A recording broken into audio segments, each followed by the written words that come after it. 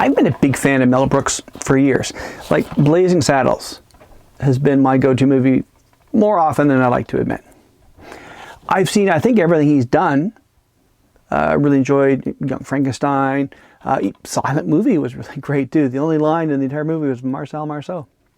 The producers, all these things he's made, great movies. Another great one he made in the 80s was History of the World, Part 1.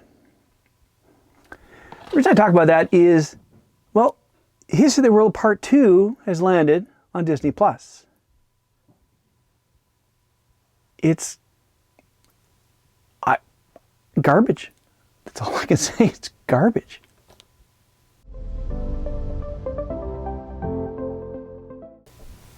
Greetings, Dave here, DCBFX. I want to talk about this because I heard about this coming, History of the World Part 2. Sort of featuring Mel Brooks, sort of not. He's a narrator. He has one interesting scene in the first episode. It's Nick Kroll and Ike Barinholtz and a bunch of other actors. And I put it in the other day and I told the wife, but she goes, okay, let's watch this. And I'm watching, I'm kind of like, and I look over and she's like, and we got to the end of the first episode. And I just said to her, I think this is hot garbage. And she said, I thought the exact same thing. This is terrible. It's just not very good. Now, to be fair, I gave the second episode a watch. Did not improve. I don't know what the thought is here. Like the original History of the World Part 1, it started with prehistoric man and sort of it progressed up. And we ended in the French Revolution. This is here, there. Like it starts off with Hitler on Ice, which we saw in Coming Soon, at the end of History of the World Part 1. It's funny, I always argue with my dad. My dad said there was a Part 2. No, there wasn't. No, there was. No, you're thinking of the end of the movie where they said Coming Soon. You had Hitler on Ice and Jews in space, things like that. It never happened, well, until now. But, it starts with Hitler on Ice. And it's apparent, the bias right there, and I can understand them saying it, but if you're going to come in and immediately just insult the character like hard like that, and then why have it? Why have it? It didn't make any sense to me.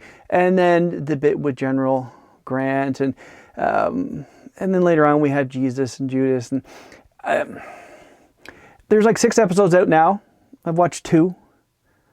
I wouldn't mind that 40 minutes back. It's just, I don't know what the thought process was with this. Like even certain things, like some of Mel's later stuff, like Spaceballs was good. Rum had been with Tights when I first saw it, kind of like, but on a second watch, I was like, yeah, okay, I get where he's going with this. A fun story about Spaceballs, he actually, Mel approached George Lucas about doing a parody of Star Wars. And George said, you can do it, but I don't want to see a Han Solo character on there. And so they made Lone Star. And if you look at it, he's dressed as Indiana Jones. He's got the leather jacket. Anyway, it's a funny little take on things. A little aside there. I went online to Rotten Tomatoes. No, I know that's not a great aggregate right now for actual reviews, but it's pretty solid. The critics, which they love everything, even this solid 60%, but you get to the audience scores. Now, I looked at it yesterday and it was 30%. The day before was like 22%. A lot of half stars, a lot of interesting comments. Someone said, after the first 857 jokes that fell flat, I turned off episode 1 and just haven't gone back. And a lot of people are saying, yeah, you have not even come close to capturing the spirit of Part 1. And it just, I understand the thought to make it, but making more of an ensemble comedy where you have, these same characters sort of running through it. So like Barinholtz is a couple of characters and Nick Kroll is a lot of characters. And it just, yeah. If you're looking at or rethinking about maybe, checking it out, be forewarned. It's just, to me, and I'm a fan of Mel Brooks, I think the only thing I haven't seen is the 12 Chairs. I just don't,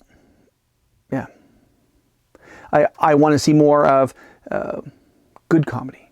like Blazing Saddles, or even, and I watched History of the World Part 1 just like a week or so ago because I knew that Part 2 was coming. I said, well, let's put this in. My wife and I watched it, and we had a good chuckle through the whole thing. It's good to be the king. But if you were on the fence about this, like, give it a try. If you got Disney Plus, give it a try. You're probably not going to like it.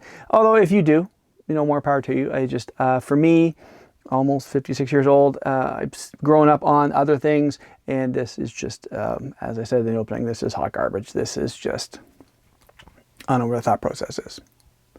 So that is my take on things for today. I hope this helps people. I had a very interesting conversation with someone just the other day.